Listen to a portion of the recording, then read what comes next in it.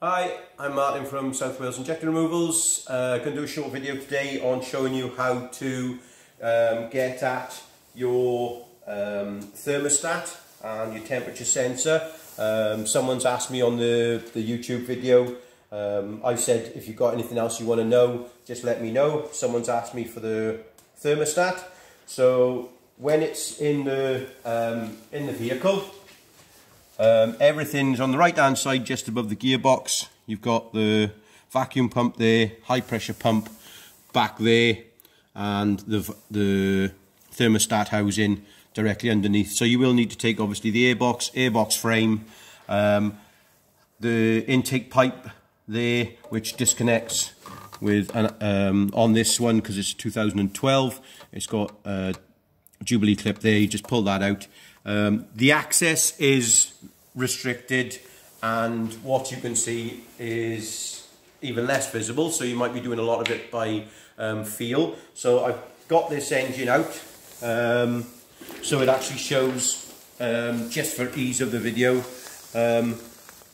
of how to get them out. So all you'll need to do this job is, I'll show you, if you've got normal set of pliers, just for the Jubilee clips, or if you've got the spring clip grabber, that's always handy. They're like 15-20 quid, always handy. And then you'll need either a socket or T-bar, 19mm, 17mm spanners, 10mm socket, 8mm socket. If you're just doing the water pump housing, it's only an 8mm socket. The job is fairly easy, fairly DIY doable if you're pretty competent doing DIY. So right, let's get into it. Right, I'll take off the vacuum pump and the high pressure pump first. I know if you're taking this off, you won't need to take those off, but at least while I'm here, you can see how easy it is. They're all 10mm. There's one there just above that absolutely pointless bleed nipple there, and there's one there. So there's only 3 for the vacuum pump. So if you do fail the MOT because your foot brake is a bit rubbish, or you've got poor vacuum pressure on the pipes, because the vac pump runs your turbo, actuator, EGR, and anything else that's run by the vacuum system. This is the bit that goes off it. This big black pipe goes from here to where your brake reservoir is. There's a big vacuum chamber that sits for your brakes, so to get your servo assisted brakes. So nice and easy. You do get quite often, or I get quite often, oil leaks this side of the engine. 9 times out of 10 it'll be your vac pump, because as you can see this has been off before. It's covered in grease and stinking.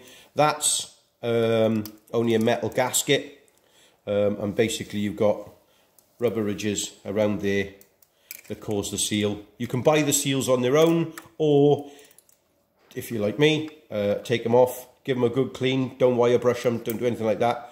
Then when you put them back on, thin layer of grease around the surface area, obviously clean them off, thin layer of grease around there and on the inside.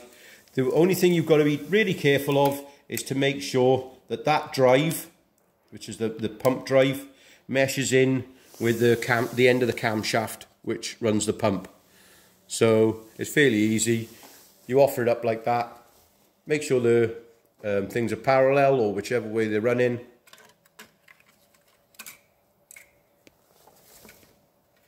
Get it in, give it a little bit of a wiggle, and she goes in. Do not think, all right, it's a little bit tight, I'll put the bolts in and I'll tighten it up, because what will happen, you will snap the drive, and when you snap that, you'll need a new pump, and they're not cheap. They're like 70, 80 quid. Right. Put that down. So if you do this, because that taking the vac pump off is so easy, take the vac pump off. and then you get better access to this, because like I say, you've got 1, 2, 3, 4 pipes that have got water in them. That's your temperature sensor. So if your temperature sensor is not working, it's nice and easy. You undo the electrical plug, pull that out. See if I can pull it out now. Might need a screwdriver.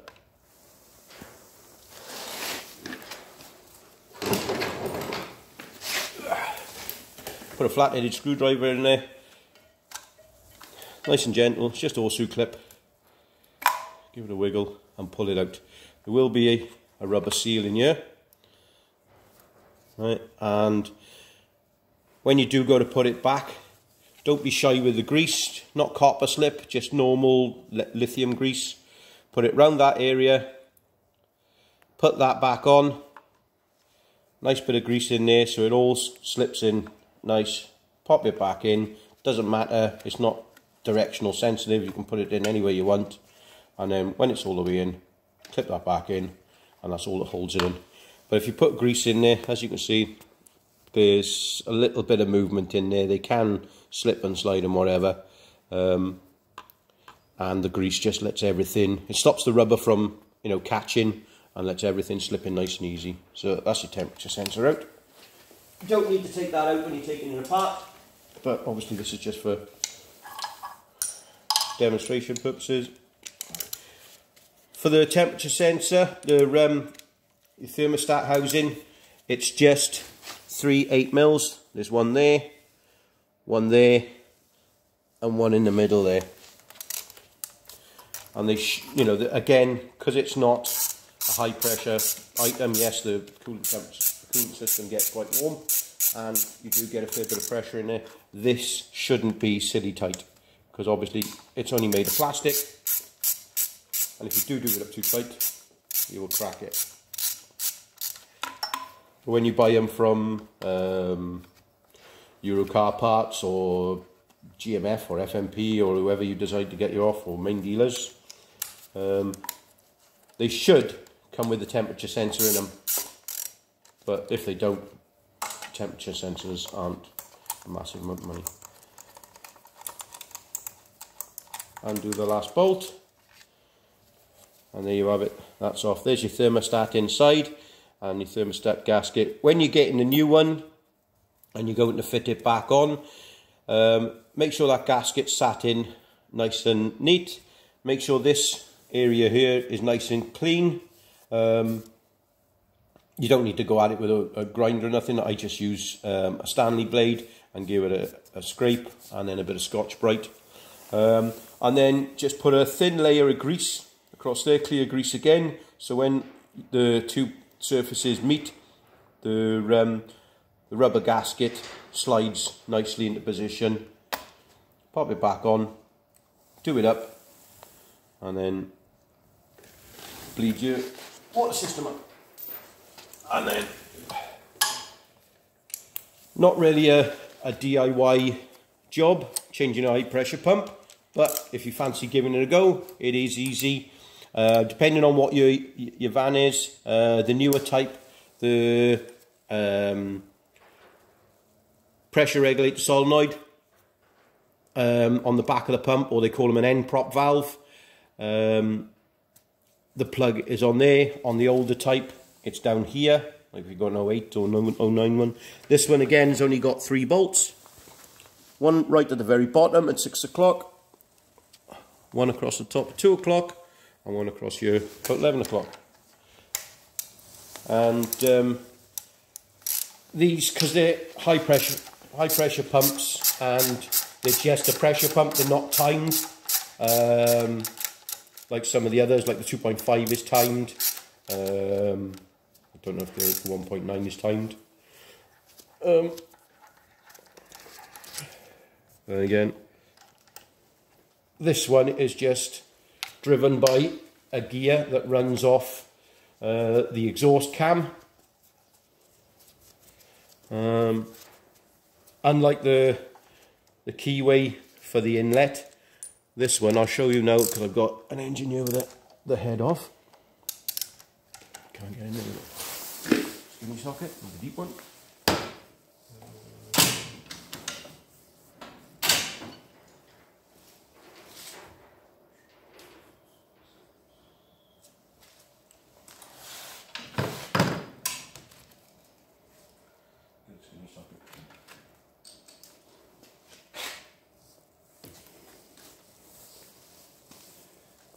Here we go. And the tool.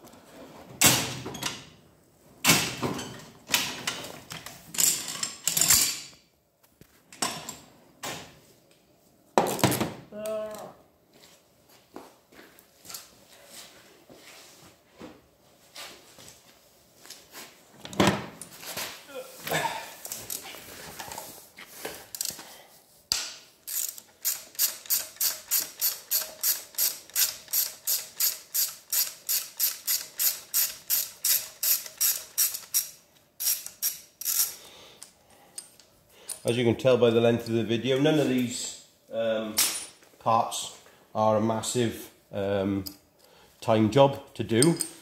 What does make the time is when they're in the engine. So this is only held in by a rubber gasket that seals inside the cam. So I'm not a big fan of sticking prize bars behind it and stuff like that, because you could leaving off the head, and it's aluminium. You can get a little tap, which it'll probably receive in a sec.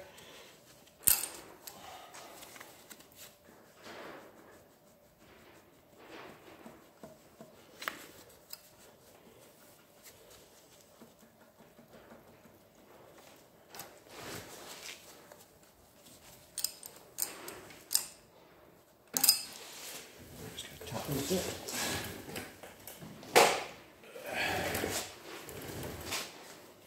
Right. The only thing is, when it's sat like that, you don't want to be tapping that. So if you can, just anywhere on the body of it.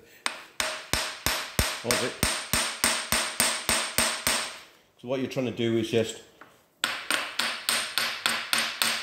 shock it. So you don't want to be hitting there, definitely don't want to be hitting there. So just find a flat spot on the body, anywhere around there, because all you're doing is tapping and shocking. That's the drive part of the high pressure pump.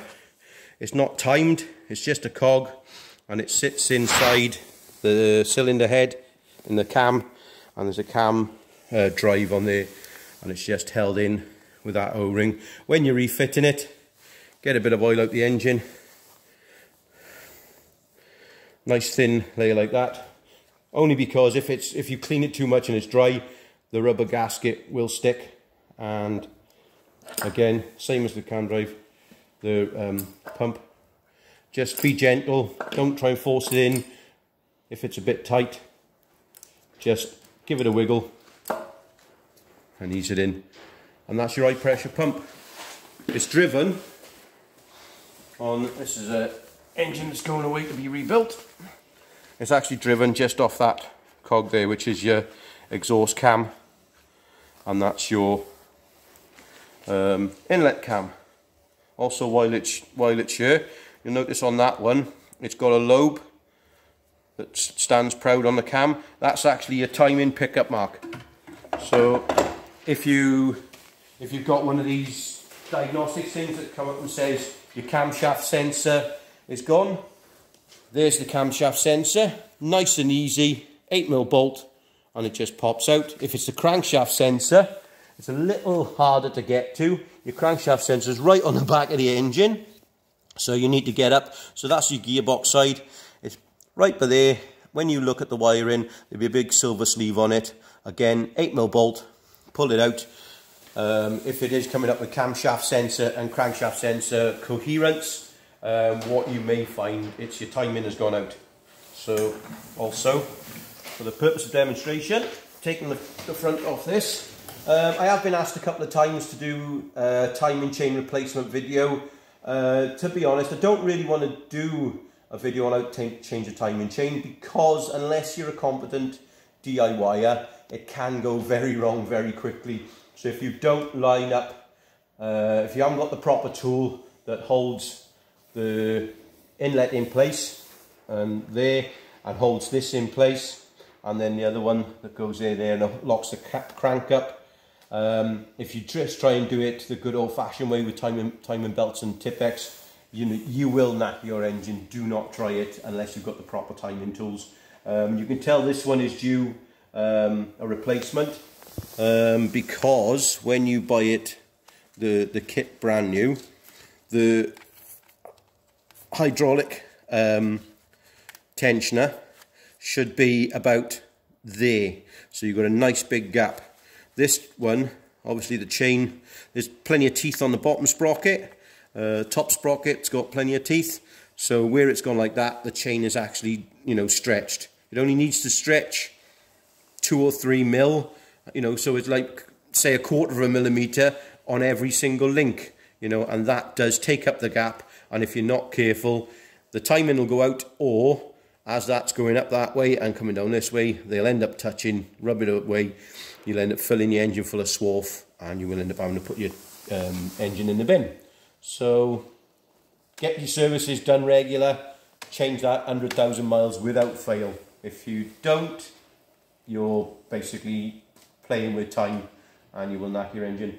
Hope this video's been used to some of you. Hope it's been used to all of you. If you've got any more videos you want me to do on taking stuff off and taking stuff apart, just send me a message on YouTube or whatever you've got to do. Press the like buttons and all that lot. And thank you very much for watching the videos, especially the 22,000 people so far that have watched taking the front end off. Right, that's all from me. Thank you very much, and see you soon.